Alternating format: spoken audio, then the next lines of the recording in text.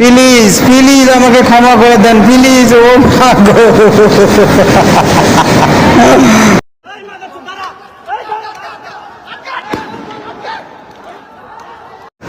এই মুহূর্তে টানটান উত্তেজনা, ওরে সর্বনাশ, কি পাথর মারতেছে হ্যাঁ সরাসরি সেনাবাহিনীর উপর।